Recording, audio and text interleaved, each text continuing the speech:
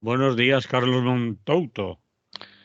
Muy buenos días, ¿qué tal? ¿Cómo estamos? Casi no llego a tiempo, porque Casi, acabo de regresar de la playa de Copacabana de ver a Madonna ya, y claro, o sea, me comprenderás que no hay acontecimiento en el mundo más importante que la gran Madonna llenando con 1,5 millones de personas la playa de Copacabana. O sea, van a- no hay van- noticia más importante ni en el el mundo Barça mundial. ni el Barça Real Madrid ni hostias.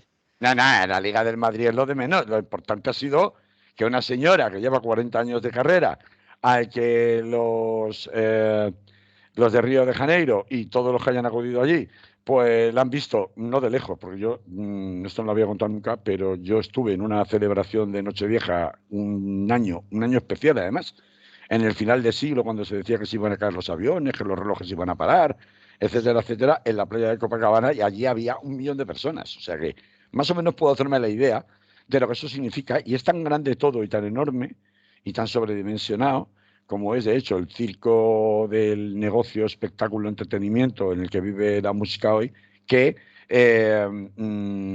es imposible poder ver a una señora que por otra parte, debido ya a su avanzada edad, en realidad es más una efigie egipcia que otra cosa, porque está llena de botox y de operaciones de cirugía estética en la cara y de lifting y estas cosas, y eso, bueno, pues es algo inapreciable en realidad para todos los que bailaban en la arena de Copacabana, cuyas aguas no te puedes bañar porque están contaminadas, una cosa, otra paradoja insondable de estos tiempos que corren, ¿no? Porque lo que estás viendo en realidad es a alguien a lo lejos en una pantalla, bueno, es decir, toda una ilusión falsaria que debido a toda esa macroindustria de la grandilocuencia que caracteriza a las grandes celebrities de hoy en día, pues se convierte en un fenómeno mundial cuando en realidad no deja de ser más que un espectáculo magnificado, ¿no? Y bueno, ¿Y pues ya de está. música? ¿Y de música qué tal? Y de música, pues bueno, si no contamos con que casi todo es playback, pues entonces pues puedes decir, al final que estoy viendo un espectáculo, pues estoy viendo un espectáculo ¿cómo? En una pantalla, pues oiga, para eso me compro un DVD, ¿no? Y lo veo en DVD cuando se hacían DVDs, o que me lo transmitan por cualquier plataforma de estas, ¿no? Que lo veré mejor, seguramente, de lo que lo voy a ver en la pantalla, allí, pues eso, haciendo la fiesta, eso sí, con los colegas, ¿no? Que es lo habitual, a fumar macoña, como llaman allí, y a beber Brahma, ¿no? Que es la cerveza oficial brasileña, para que veas que sé de qué estoy hablando, no me lo estoy inventando, No, todo. sí, No me lo eres estoy inventando todo. un tío preparado, un tío preparado. Pero ¿y de música qué tal? ¿Y de Que, música qué tal? Pues nada, pues al eh, que le guste la música disco y la música pop bailable, pues bien, Madonna tuvo su momento, pero hoy día no es más que un vestigio. Entonces se mantiene pues sobre la base de ese invento de lo celebrity, de la celebridad, que está muy por encima actualmente, no solo en su caso, sino en casi todos, del valor musical o artístico que tenga la figura en cuestión, ¿no? Y por eso digo que esto es el signo de los tiempos, ¿no? Así que bueno, pues coñas aparte, estoy aquí, vamos a empezar. ya que has venido, de Exactamente, ya que he lo- venido de vuelta. Eh, la intifada estudiantil no parará. No parará el asalto de Rafat, dices, pero es imparable. A ver, de todas maneras, me comentabas a micrófono cerrado las últimas noticias de ayer por la tarde-noche y entonces quizás estemos hablando en el aire casi, ¿no? Bueno, sí, no. Vamos a poner en situación Vamos, a los oyentes, ¿no? Bueno, yo creo que todo el mundo sabe lo que ha pasado en Estados Unidos en la última semana con el desalojo violento de las acampadas promovidas por distintas asociaciones de estudiantes en las principales universidades norteamericanas, en particular en UCLA, que es la Universidad de California en Los Ángeles, y en la Universidad ahora se me ha olvidado, en la Universidad de Nueva York, ya me acordaré, que han dado lugar a cerca de más de 2.000 detenidos en todo, estudiantes en todo Estados Unidos, y que ha supuesto un efecto contagio que ha comenzado en el caso de España por Facultad de Filosofía y Letras. exactamente por la Universidad de Valencia, pero que esta semana tiene previsto extenderse ya directamente por las universidades de Barcelona, Sí. de Madrid, de Zaragoza, del País Vasco, etcétera, etcétera. Bueno, luego vamos a entrar más a fondo en este tema, pero todo esto de pronto se trufa con las últimas noticias a las que tú hacías alusión, Manolo, que llegan ayer por la tarde acerca de que después de semanas de estar negociando un plan de paz entre Egipto y Qatar con Hamas, Hamas finalmente acepta el acuerdo propuesto que hasta ahora se negaba a aceptar en relación con que uno de los puntos determinantes para que Hamas aceptara el acuerdo era que el alto el fuego fuera un alto el fuego indefinido, es decir, que en definitiva se pusiera fin a la invasión terrestre y militar de Israel en Gaza, a lo que por supuesto Israel se negaba. Finalmente parece que jamás se ha tragado el sapo a última hora, como digo, de ayer por la tarde, de que ese alto en el fuego no sea incondicional. Aceptaría, por tanto, el alto el fuego, pero no condicional, o sea, no incondicional o indefinido, el intercambio de prisioneros, el retorno de los desplazados y un acuerdo de reconstrucción, que parece que implícitamente contendría pues la idea de que las hostilidades militares a partir de aquí iban a cesar. La idea es que este acuerdo se llevara a cabo en 3 fases y para cada una de ellas estaba previsto que durara 42 días, aunque no se ha especificado de momento en qué iban a consistir. De hecho, ayer por la tarde había muchas dudas acerca de exactamente qué incluía el acuerdo aceptado por Hamas y qué no. La primera reacción de Israel ayer por la tarde ha sido la de decir que no hay de la China y que contiene cosas que, bueno, no decimos cuáles, pero que no son aceptables para Israel. Luego, es verdad que ha habido un portavoz del ejército que salió a decir que iban a agotar todas las posibilidades respecto a las negociaciones y el rescate de los rehenes contenidas en ese acuerdo que aceptaría jamás, pero la cosa pinta muy mal. Pinta muy mal en cuanto a que hay una hoja de ruta claramente definida. Es una hoja de ruta por la cual observamos cómo se van cumpliendo etapas. Las etapas principales fueron la destrucción absoluta y la migración o desplazamiento forzosa de la población de la parte norte de la franja de Gaza al sur. Después, la destrucción prácticamente de todo el sur, sobre todo de la población más poblada, valga la redundancia, que era Han Yunis, basta desmontar la piedra sobre piedra. La tercera es apiñar a todo el mundo en el paso de Rafah, pero cerrar el espacio para impedir la ayuda humanitaria. Y la última, la que en definitiva está sobre la mesa ahora mismo desde el punto de vista militar por parte de Israel, es, una vez destruido Han Yunis y en una franja de terreno pequeñísima pegada al mar, donde no queda absolutamente nada, reagrupar allí a las personas que se encuentran ahora mismo en el entorno de 1,5 millones, apiñadas en Rafah para invadir Rafah por tierra, no por el aire como hasta la fecha. Para cumplir estas medidas, la idea, y lo hemos visto este pasado fin de semana, es primero expulsar definitivamente o silenciar definitivamente a los testigos que quedan en la zona, y de ahí la prohibición de operaciones en Gaza de la televisión Al Jazeera, que era la última que quedaba pues en condiciones de poder seguir ofreciendo información directa sobre el terreno desde la propia Gaza, en concreto desde Rafah. Si vas a iniciar una ofensiva que todo el mundo, empezando por tu aliado norteamericano, te está diciendo que va a acabar en un baño de sangre, pues es indudable que lo primero que tienes que hacer es silenciar a los testigos y, por tanto, la prensa no puede estar presente y retransmitiendo las barbaridades y atrocidades que vas a cometer si entras casa por casa en Rafah. En segundo lugar, asustar a la población para que la población voluntariamente se vaya. Y en ese sentido, hemos visto cómo desde este pasado domingo la aviación israelí ha empezado a diseminar papelitos informativos escritos en árabe, exhortando a la población, para que ya ha empezado a hacerlo, para que se vaya corriendo de Rafah ante la inminencia de la ofensiva a la zona supuestamente delimitada como segura.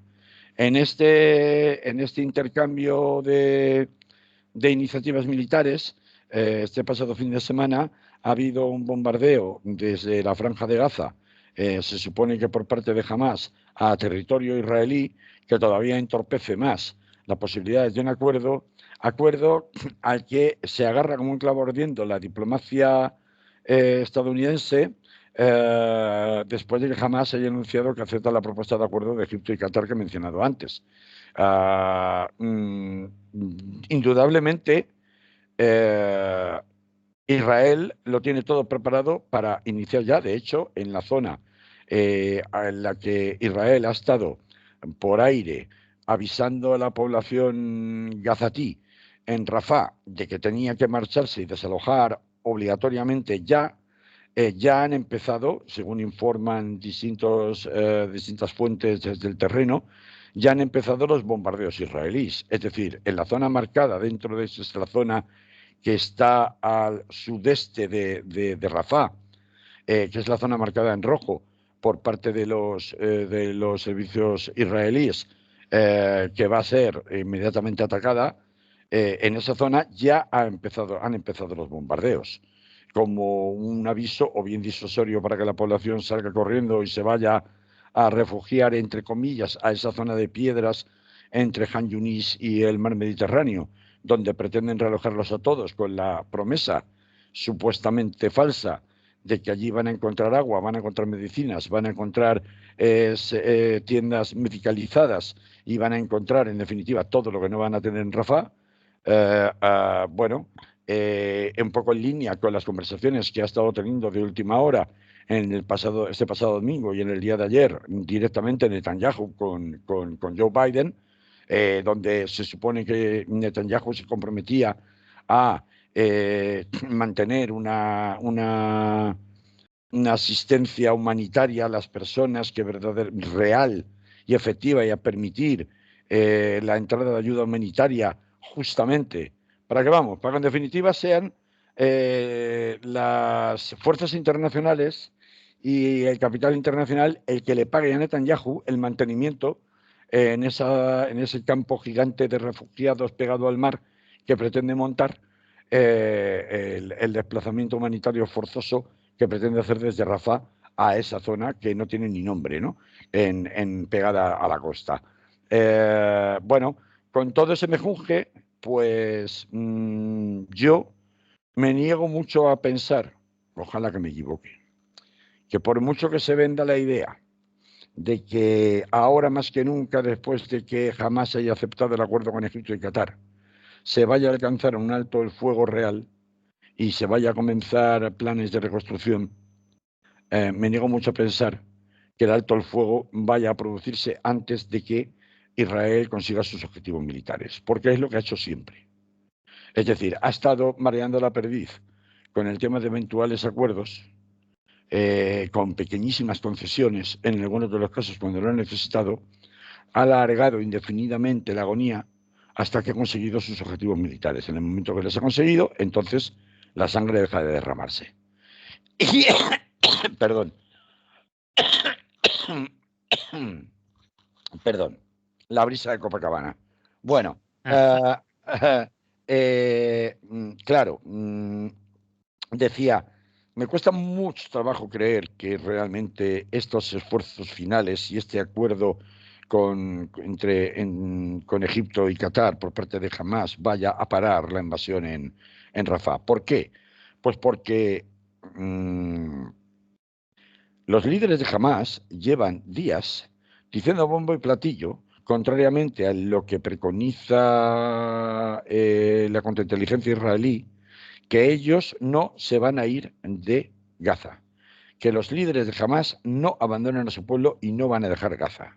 Y se supone que en el único sitio donde hasta ahora el ejército israelí no ha entrado por tierra, que es Rafah, es donde podrían estar escondiéndose. Razón que desde el punto de vista militar justifica la invasión terrestre de Rafah, caiga quien caiga. Por eso que yo dudo mucho que el ejército israelí, sabiendo que los tiene a tiro de piedra, vaya a renunciar a sus objetivos, por más que la presión internacional esté permanentemente recordándoles que la invasión terrestre de Rafah supondría un verdadero baño de sangre, no solamente por la magnitud de la población, sino también de la población concentrada allí, me refiero al 1,5 millones de habitantes, sino también precisamente por la eventualidad de que pueda haber combates cuerpo a cuerpo, interferidos constantemente por población civil desesperada tratando de huir de la zona de conflicto, de la zona de guerra, ¿no? Entonces, me cuesta mucho que vayan a renunciar cuando ahora los tienen a tiro de piedra a acabar directamente con Hamas. Y cuando hablo de acabar con Hamas, hablo de acabar literalmente con su capacidad militar y, por tanto, con la destrucción o apresamiento o asesinato de sus líderes. Por ese motivo, yo soy muy, muy escéptico con estas negociaciones de paz, incluso aunque jamás, y además esto que acabo de explicar, es decir, la inminencia definitiva del ataque definitivo contra Rafah, ya no queda ninguna otra población en pie que no haya sido atacada, desmontada piedra sobre piedra en toda Gaza, que no sea Rafah. Entonces, ese ataque último y definitivo, ojalá me equivocara, pero pienso que no va a haber manera de pararlo. Por más que, y digo esto explica, que jamás a última hora acabe aceptando un acuerdo que no es un acuerdo indefinido, como era su pretensión inicialmente, es decir, poner fin a la guerra y a la ocupación militar de Gaza por parte de Israel, ¿no? Eh, si aceptan ahora un acuerdo mucho más limitado respecto de sus pretensiones, es porque probablemente saben que es la última baza que les queda, la última carta diplomática que les queda para impedir que la invasión terrestre de Gaza, de Rafah, perdón, se produzca. Y eso pues parece difícil de prever. Sin embargo, el titular que tú, o que yo te había propuesto hoy para abrir este primer bloque en el Es lo que hay de los martes, en relación a la intifada estudiantil, como se ha denominado en el propio Estados Unidos, eh, no deja de, pese a todo lo que acabo de contar en el teatro de operaciones bélico, no deja de ser un rayo de esperanza enorme, pese a que esto no vaya a evitar ni el baño de sangre ni la destrucción masiva de los palestinos en Gaza, porque eso es una suerte que prácticamente está echada. Y siento ser tan brutal a la hora de decirlo, porque las dinámicas militares no son las dinámicas de las sociedades civiles. Y las dinámicas militares operan en función de la consecución de objetivos previamente marcados. Y el objetivo marcado desde el inicio del ataque del ejército de Israel a territorio de Gaza está ya en su última fase. El que haya vuelto a reaparecer la misma zona marcada en el mapa como zona de refugio final y protegida al lado del mar para los palestinos sobrevivientes en Gaza, que apareció ya inicialmente en el primer proyecto o hoja de ruta del ejército israelí tras los atentados del 7 de octubre por parte de Hamas, es una indicación de que la hoja de ruta se está cumpliendo a rajatabla, con más dilación o menos dilación, pero que se está cumpliendo al pie de la letra por parte del gobierno de Netanyahu. Así que, bueno, eh, la realidad es tan cruel y tan aterradora como la que es, pero sin embargo no es la única realidad y esto nos lleva de vuelta a los campus universitarios en Estados Unidos y nos trae después de vuelta a su vez a España y a otras partes de Europa. Yo, desde que pasó lo de los campus universitarios en pie de guerra, Universidad de Columbia, ya me he acordado, en Nueva York, y la Universidad, la UCLA, la Universidad de California de Los Ángeles, como universidades bandera, porque históricamente lo fueron de las reivindicaciones por los derechos civiles y contra el racismo en los años 60, y lo han vuelto a ser ahora. Nunca había oído hasta ese momento tantas veces mencionar en los titulares de la prensa española y en los telediarios la palabra desinversiones. ¿Te Boicot, refieres a boicot y boicot? Me A refiero a boicot. boicot y desinversiones. La palabra desinversiones. La palabra desinversiones y la palabra boicot forman parte del argumentario generalizado de BDS. Sí. El movimiento BDS tiene mucha ascendencia en el País Valenciano. De hecho, es la explicación por la cual ha sido la Universidad de Valencia la primera en ponerse en pie de guerra y en replicar entre nuestras universidades y estudiantes universitarios lo sucedido en Estados Unidos. Y lo más chocante, lo más difícil de esperar es que una palabra que en principio parecía estar acotada a un cierto sectarismo en la interpretación de cómo defender los intereses palestinos contra el genocidio que se venía ya sufriendo y ahora de manera muy acusada después del 7 de octubre por parte de Israel, ha saltado directamente a normalizarse como una palabra normal y asumida en los términos del debate público. Y esto no solamente en los telediarios y en los periódicos, sino en todas las plazas o foros de debate en los Estados Unidos, que es ya el colmo de los colmos, porque han sido precisamente los universitarios, luego represaliados finalmente y desmantelados, hay que ver de qué manera, además, con qué brutalidad por parte de la policía, pues han sido los universitarios los que lo han vuelto a poner encima de la mesa. Una de las cosas que más asquito daba era comprobar cómo sistemáticamente, incluso por los medios de supuesta izquierda, entre comillas, en España, se decía que la cuestión está de que había campamentos pro-palestinos en las universidades, colocando que había habido manifestaciones a su vez pro-israelíes también en las universidades, tratando de, en definitiva, desnaturalizar el motivo de la reivindicación de la protesta que se estaba haciendo por los estudiantes universitarios norteamericanos, porque no se trata de campamentos pro-palestinos, como si esto fuera un ring con dos rivales, dos oponentes. Se trataba de campamentos cuyas reivindicaciones eran contra el genocidio de Israel.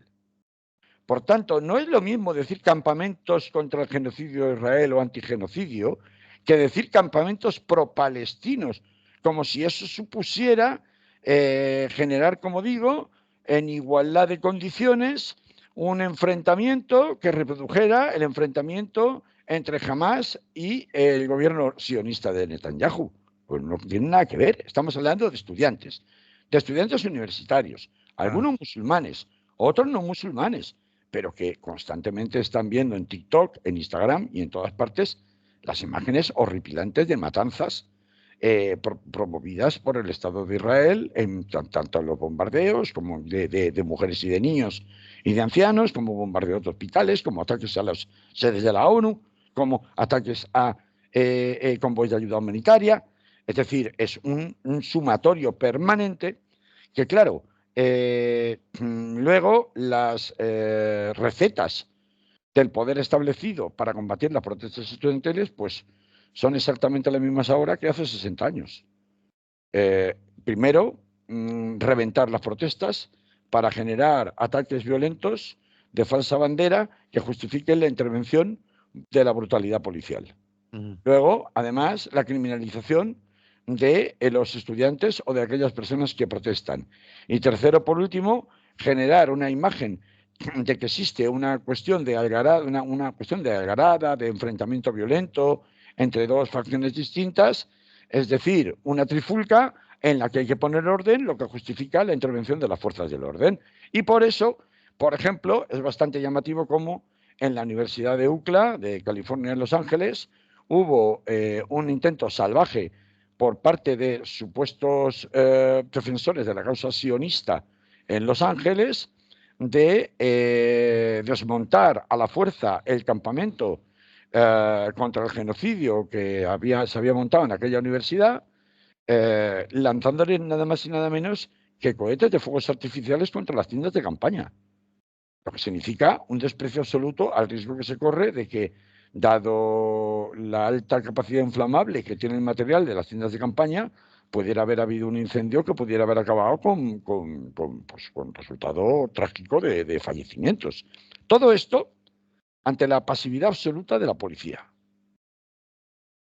Que luego esto se presente como un choque entre dos iguales disputando una determinada cuestión política o ideológica, cuando en realidad de lo que estamos hablando es de un campamento pacífico para realizar protestas en solidaridad con una serie de reivindicaciones que en realidad son reivindicaciones compartidas por amplias partes de la población mundial, y que esto se asemeje a quienes llegan y de manera violenta, despreciando completamente el riesgo que sus acciones pudiera tener para la vida del resto de las personas, aparecen allí para tratar de desmantelar a la fuerza un campamento, sin ser fuerza del orden de ninguna clase y sin ninguna prevención, lanzando, por mucho que fueran fuegos artificiales, pero como he dicho, con un riesgo enorme de incendio y de pérdida de vidas humanas, pues es una demostración más de cómo el poder trata a los movimientos estudiantiles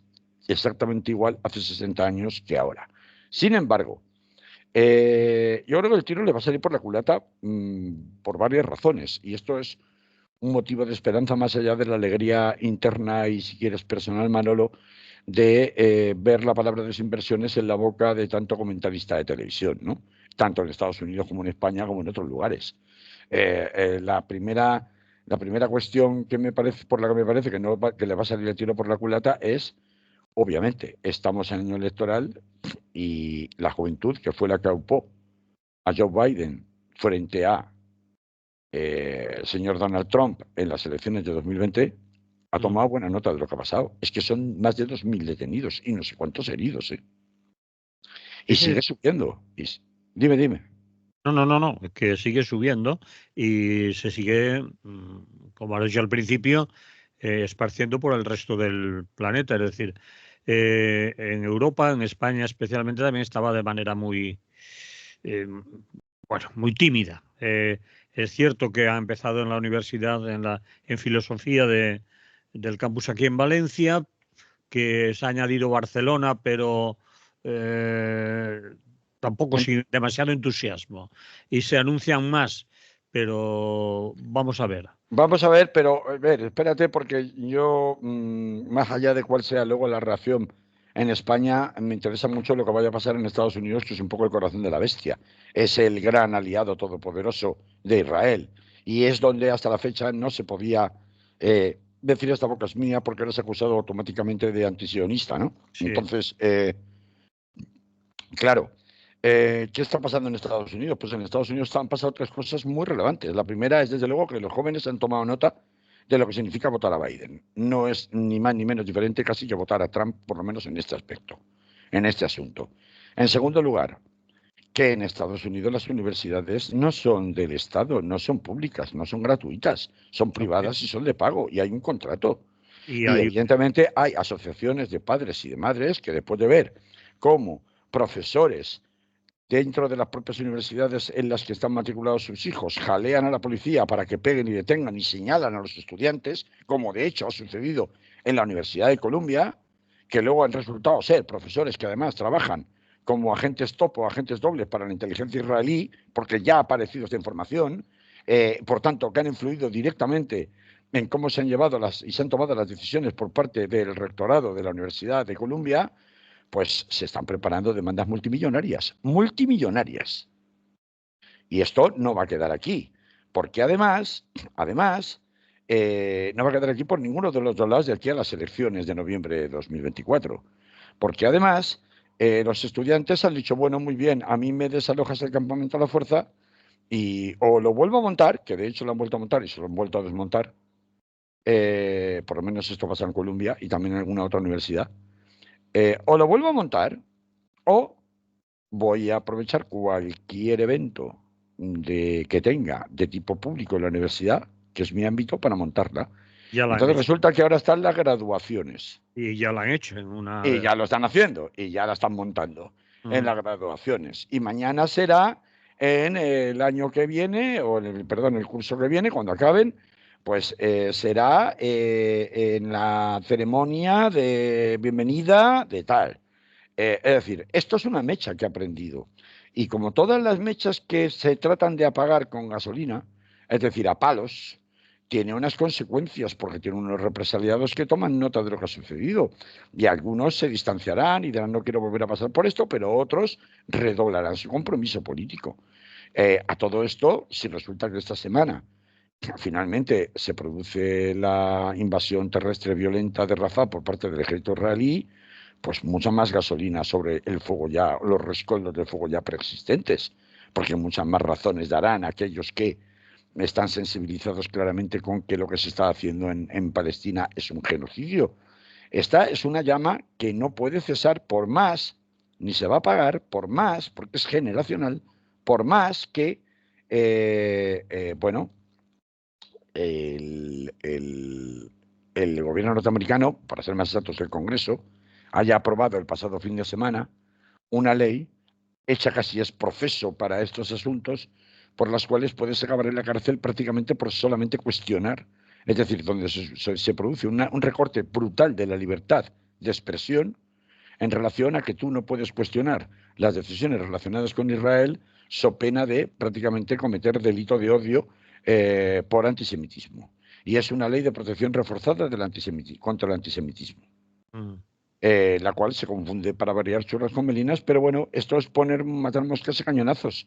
Si evidentemente la guerra en Gaza no se va a parar ahora, porque haya unas iniciativas estudiantiles, mayores o menores, o más o menos sostenidas en el tiempo.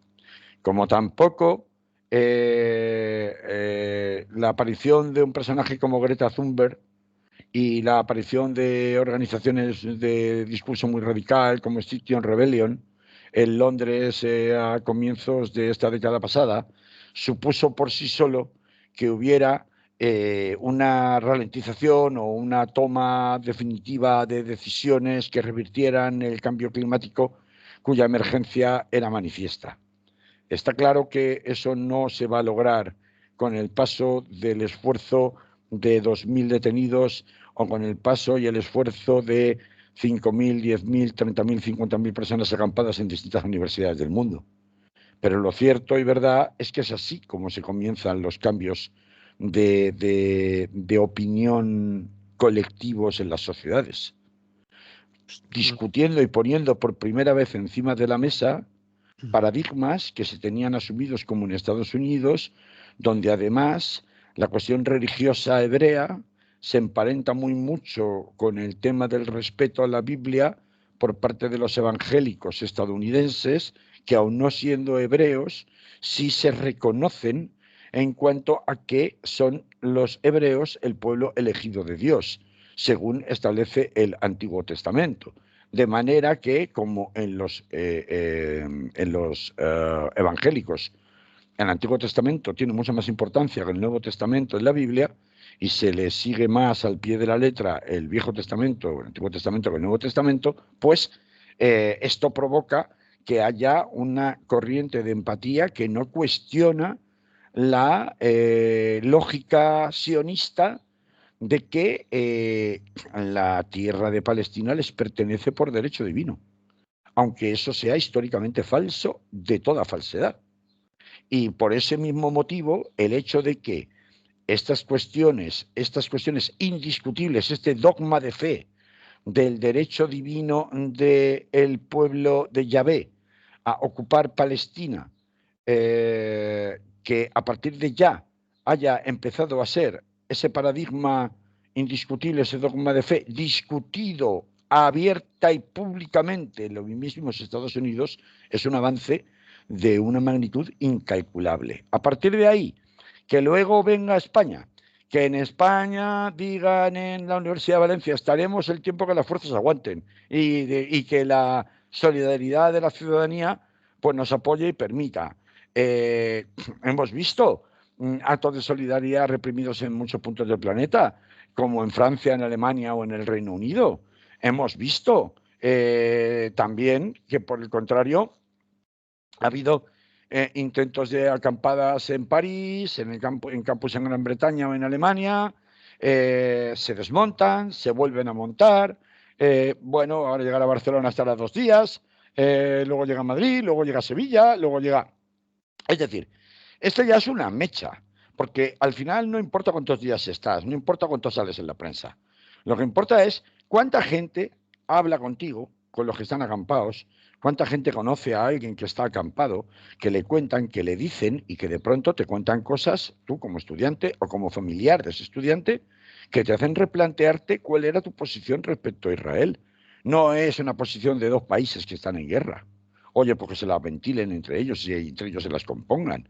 Cuando empiezan a intervenir cuestiones que están relacionadas con la connivencia, la complicidad de tus propios gobiernos, de tus propios gobernantes, de tu propio pueblo, de tu propio país, con un Estado que es un Estado literalmente genocida, pues, y no hablo de toda su población, pero sí de todas sus instituciones, pues evidentemente eso te hace replantearte cosas y eso va calando poco a poco y tu forma de ver el asunto a partir de ese momento ya no es el mismo cada vez que enciendes la televisión o ves internet o te informas en la forma en la que te informes, pues cambia radicalmente. Y yo creo que ese es el gran logro que estas acampadas estudiantiles, esta intifada estudiantil, está consiguiendo por primera vez en la historia de ser capaz de cambiar el paso a una amplia parte de población en países incluso tan recalcitrantes como en Estados Unidos, porque, a ver, por mucho que se diga,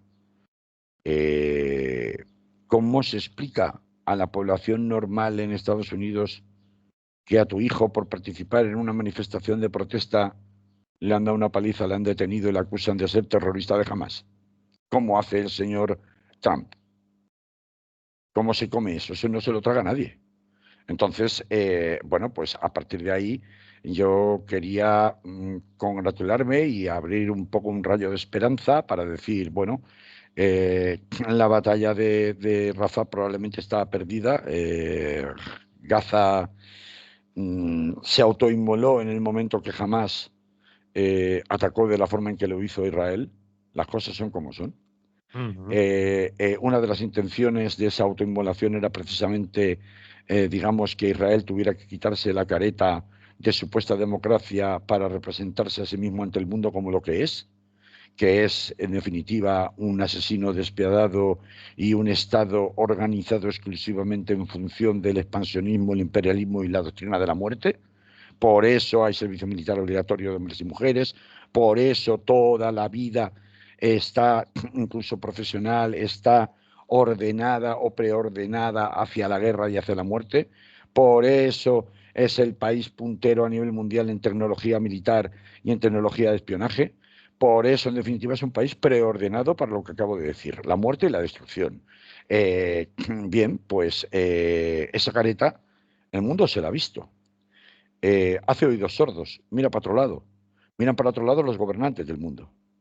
Pese a verle la careta, porque verle la cara que hay detrás de la careta, la cara de diablo, de demonio que hay detrás de la careta, se la quitan. Bueno, llega un momento en que cuando los gobernantes miran para otro lado ante tanta atrocidad, son los pueblos, son las sociedades civiles las que llega un momento que ya no pueden más y dicen, ya está bien, o sea, ya está bien, no podemos más. Y empiezan normalmente por la gente más idealista, que suele ser la gente, la juventud, la gente más joven. Y esa gente es la que, como ha ocurrido en otros momentos de la historia, se ha levantado y ha dicho basta. Y desde ese punto de vista es una enorme noticia que esperemos que no pare aquí y que siga cuajando como una pequeña llama que no se extinga con el paso del tiempo, porque las atrocidades van a continuar. Ahora acabarán con Gaza, pero después viene Cisjordania.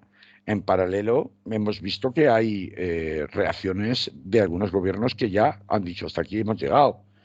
Turquía ha suspendido las relaciones comerciales de manera, en principio, definitiva con Israel. Colombia no solamente ha suspendido las relaciones comerciales como Turquía, y lo de Turquía es un caso muy importante porque geoestratégicamente hablando es un actor de primer nivel en la región que afecta directamente a la estabilidad de Israel. Colombia está mucho más lejos, pero ha suspendido las relaciones diplomáticas, ha cortado las relaciones diplomáticas. Y Pedro Sánchez está meditando aún.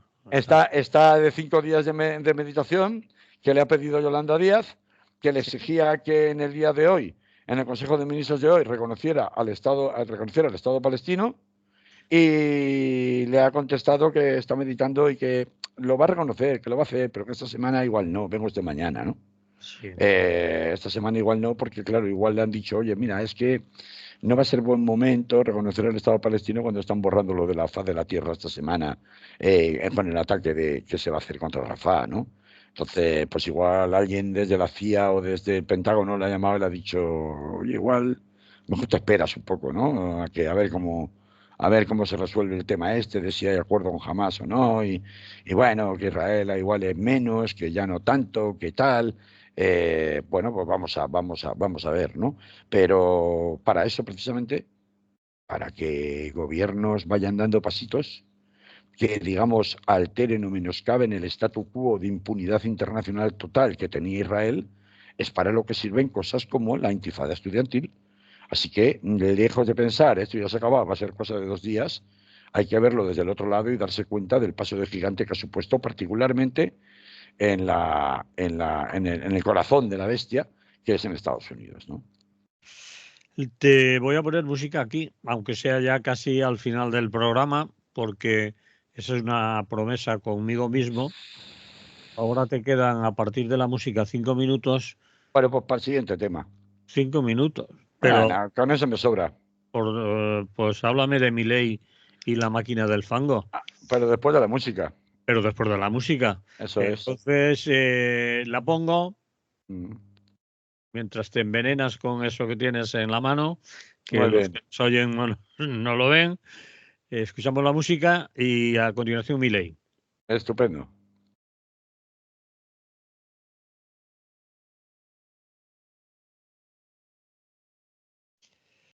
Pues sale, dale, ya se acabó. Milei, Milei Milei, la máquina del fango, y ¿no? la máquina del fango, pues, a ver. Bueno, a ver, o sea, a mí me encanta estar en una emisora como Radio Clara, si no, no estaría, claro, colaborando con ella, porque incluso entre compañeros podemos tener opiniones distintas sobre el mismo asunto, Solo faltaría más. o enfoques diferentes, ¿no? Entonces, pues, Sépase que pronto aparecerá una cuña en Radio Clara que ah, dirá más o menos que la opinión de nuestros colaboradores, amigos y programas es no solo es suya. necesariamente compartida por esta emisora. Efectivamente, que no Así sabemos que quién es cada esta uno emisora. podéis Los- pensar lo que queráis, decir lo que queráis, pero cuando Radio Clara como tal tenga que decir algo, lo dirá y lo firmará.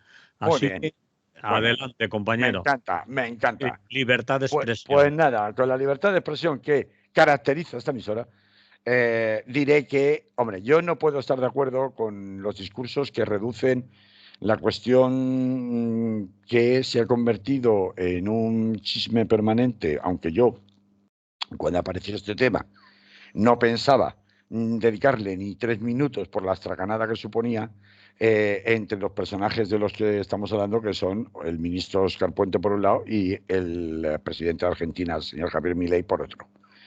Porque precisamente por su carácter de histriones ambos, aunque en un nivel muy diferente uno del otro, pues me parecía que no tenía más relieve. Pero, claro, la cuestión está en que este país está tan trufado de fango, me refiero a España, que no es tanto el episodio en sí mismo, que no deja de ser un episodio grotesco sin más, como la repercusión que después se pretende obtener de ese episodio grotesco, la que me hace rechazar reduccionismos por los cuales, bueno, pues ya sabemos que Oscar Puente es un bocaza y que cada vez bocazas y que cada vez que habla sube el pan. Ya sabemos que el PSOE es un partido, pues lo que es inconsistente, que es cobardica, que tiene la piedra de Jón de la mano, etcétera, etcétera. Es que todo eso ya lo sabemos. Y creo que la audiencia en Radio Clara sabe perfectamente que Pedro Sánchez es un aventurero, que es un oportunista político, que vendería arena en el desierto con tal de mantenerse en el poder. Todo eso ya lo sabemos. O sea, lo sabemos de sobra. Por lo tanto, no hace falta que nadie nos lo repita constantemente. De la misma manera que también sabemos que Javier Milei es lo que es, un alucinado de la vida. o un iluminado, si lo prefieren mejor, porque ya sabemos que hablaba con el espíritu de sus perros, etcétera, etcétera. Esto no es decir que consume sustancias, es decir que es un iluminado, porque efectivamente él mismo ha reconocido que hablaba y se comunicaba con el espíritu de sus perros, ¿no? Vale, dicho esto, a mí no me interesa la polémica porque la polémica ya se ha terminado. La polémica en sí misma ya se ha terminado. Ayer por la tarde, después del intercambio de comunicados del fin de semana, del Ministerio de Asuntos Exteriores de España, rechazando las gravísimas acusaciones, donde el gabinete de Milei le decía a Pedro Sánchez, ocúpate de tu mujer, que es una corrupta, y que y que ya bastante tienes con dejar que a las mujeres españolas la violen los inmigrantes, y aberraciones de ese calibre, porque claro que estamos hablando, si nos ponemos a comparar calibres de ofensa, no hay punto de comparación entre la primera salida de pata de banco de Óscar Puente, el ministro de Transportes de Pedro Sánchez, y la respuesta del comunicado oficial de allí, de la Casa Rosada en Buenos Aires. Pero ayer por la tarde, el portavoz de la presidencia argentina, Manuel Adorni, dice que el Puente fue bastante agresivo en sus declaraciones, que ningún otro ministro de otro país puede dar a entender que el presidente ingiere determinadas sustancias, pero que sin embargo es un tema saldado y que no debería escalar más allá de lo que ya ocurrió, cerrando por tanto el capítulo. O sea, Argentina ha hecho exactamente lo mismo que hace y que ha estado haciendo durante los 5 meses en los que Milei lleva de presidente y en los que llamó comunista y corrupto a su homólogo de Brasil, Luis Ignacio Lula da Silva. Llamó ignorante al mexicano Andrés Manuel López Obrador. Llamó asesino terrorista y comunista a Gustavo Petro, asesino terrorista, atención, a Gustavo Petro, presidente de Colombia. ¿Y cómo se resolvieron estas crisis? Te olvidas del Papa, que también le dijo que Al era... Papa, que también le dio lo suyo. Al Papa, que también le dio lo suyo. Lo suyo habló con unos calificativos que son literalmente injuriosos, calumniosos. Oye, llamar asesino terrorista a quien sea, ya no te quiero decir al presidente de otro país, eso es directamente un delito de calumnias, porque te estoy acusando de ser un delincuente y de haber cometido delitos concretos. Bueno, pues, ¿cómo se resolvieron luego estas crisis? Pues con Brasil, la canciller argentina, Diana Mondino, tuvo que mandar una carta prácticamente de disculpa, aunque de aquella manera, a Lula da Silva, que Brasilia ha pasado de responder, porque Argentina sabe, las élites argentinas saben, que el intercambio económico con Brasil es brutal. Es el país de la región con quien más intercambio de capitales, de mercancías, de todo tipo, tiene Argentina. Con lo cual no puede cortar los lazos con Brasil. Exactamente igual que ha pasado con España. Ahora, en el fragor de la batalla, resulta que llega el gobierno de Milei y dice, porque esto lo ha dicho quien lo ha dicho, esto lo ha dicho el portavoz de la presidencia argentina, es decir, el portavoz de Milei, Manuel Adorni, y dice que por ellos el tema está zanjado. Pues oiga, vamos a ver si esto es solo una cuestión de ver quién es más vehemente verbalmente, pues ahórrense el espectáculo o resérvenlo para un espectáculo de estos de monólogos de humor, ¿no? De comedia. Pero no nos den la turra con sus extravagancias, ¿no? ¿Por qué lo hace? Por tanto, la presidencia argentina, que de pronto recoge hilo, recoge cable. Pues porque resulta que España es el segundo país inversor en Argentina y no se puede permitir el lujo de cabrear tanto las relaciones con España como para poder prescindir de ellas. Por tanto, suelto a ver quién orina más lejos y después recojo cable. Esto lo ha hecho más veces, porque también lo hizo con el Papa Francisco. Te recuerdo que con el Papa Francisco fue a verlo a Roma, Milei. Sí. Y en Roma, poco menos, que dijo, bueno, es que yo... Pues igual se me fue un poco la mano, ¿no? Cuando dije aquellas cosas. Pero tú, como eres papa y eres cristiano, seguro que me vas a perdonar, ¿no? Pero le llamó comunista y representante del maligno en la tierra, quiero recordar, para que lo haya olvidado. con, con López Obrador le respondió en persona, es el único que respondió en persona. Y le dijo a Milei afirmó que soy un ignorante porque le llamé facho conservador, y está en lo cierto. Todavía no comprendo cómo los argentinos, siendo tan inteligentes, votaron por alguien que no está exacto. No dijo que había tomado sustancias, claro. No Que está, desprecia al pueblo no está y que exacto. se... No ¿Cómo? está exacto, es un buen sinónimo, no estar exacto. No está exacto, ya no está en sus cabales, ¿no? Que desprecia al pueblo y que se debió acusar a su paisano, el Papa Francisco, de ser comunista y representante del maligno en la tierra. Claro, hay una diferencia que es lo que a mí más me interesaba resaltar sobre algo que yo ya vengo avisando desde hace tiempo. Ya lo hice hace semanas en este mismo programa, que es: cuidado con lo que está haciendo el PSOE, que desde que decide en Moncloa y para jolgorio de Ferraz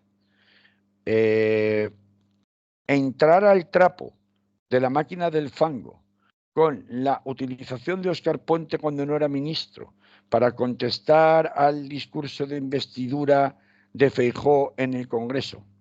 Y a partir de ese momento, cuando ya se inviste Pedro Sánchez, se convierte en ministro y por tanto pasa a formar parte del gobierno. Este rollo hooligan, macarrilla para contestar porque creen en el PSOE, que ya está viendo aguantar palos, y que por tanto ha llegado el momento de bajar al barro y jugar con las mismas estrategias. Bajar a la máquina del fango, ya advertí que era una estrategia absolutamente perjudicial, donde el PSOE no tenía nada que hacer frente al Partido Popular, porque el Partido Popular tiene toda una esfera paralela de pseudomedios de comunicación y de medios de comunicación en general a su servicio, que le permiten mantener esa máquina del fango, mientras que el PSOE ni lo tiene, ni su electorado, por mucho que en un momento dado sus más acérrimos militantes y seguidores y simpatizantes puedan abrazar con jolgorio las ocurrencias de un señor como Óscar Puente, o ver cómo se comporta la ministra María José Montero después del último congreso para pedir a Pedro Sánchez que no se fuera, y sale allí a la puerta como si fuera una hooligan en un partido de fútbol a agitar a los simpatizantes concentrados en la puerta de Ferraz. Esa estrategia es una estrategia que no le funciona, porque están en el gobierno, no están en la oposición. No se puede jugar desde la misma posición en el gobierno. Óscar Puente no puede decir lo que dijo, por mucho que lo piense todo su electorado o todos sus simpatizantes socialistas, y por mucho que lo piense una buena parte de la nación, no lo puede decir como miembro de un gobierno de un país respecto de otro gobierno de otro país. No puede, porque entre otras cosas tiene un papel de representación institucional que afecta directamente a personas que también acaban votando al Partido Socialista y que no son ni seguidores, ni simpatizantes, ni militantes de ese Partido Socialista. Por tanto, cada vez que se juega en ese terreno, lo único que estás haciendo es darle pie a quien tiene más posibilidades de sacar partido. Y a diferencia de lo que ha pasado en México con López Obrador, que también está en elecciones, y sin embargo, cuando sucede la polémica con Milei, resulta que la oposición se pone de una sola del lado de su presidente nacional, el señor López Obrador, igual que hizo cuando se invadió la embajada de México en Ecuador hace no tanto tiempo, y se pusieron de parte de él. Aquí en España sucede exactamente lo contrario. Y resulta que el Partido Popular va a estar sacando rédito de este asunto, no solamente en la campaña electoral catalana, de la que ya no nos da tiempo a hablar hoy. Ya hablaremos la semana que viene con los resultados sobre la mesa, porque lo que importa no es la campaña en sí ni el resultado, sino luego quién va a gobernar. Pues de la misma manera va a estar tirando el hilo, porque es que además Milei va a volver el 18 de mayo aquí a Madrid, al evento este que tienen montado para las europeas, Vox de Europa Viva 24, me parece que se llama, en donde está invitado expresamente por el señor Abascal. Y ha dicho que no va a venir ni a ver por supuesto, a Sánchez, pero es que tampoco va a venir a la zarzuela a ver al rey o a saludar al rey. Entonces, en España es el único país en que, cuando se producen, con razón o sin ella, este tipo de desafueros con otro país, pequeñas crisis diplomáticas que normalmente son más ruido que nueces, es el único país en donde la oposición se pone del lado del otro país. Y el ejemplo más evidente es el que he contado con el asunto de México.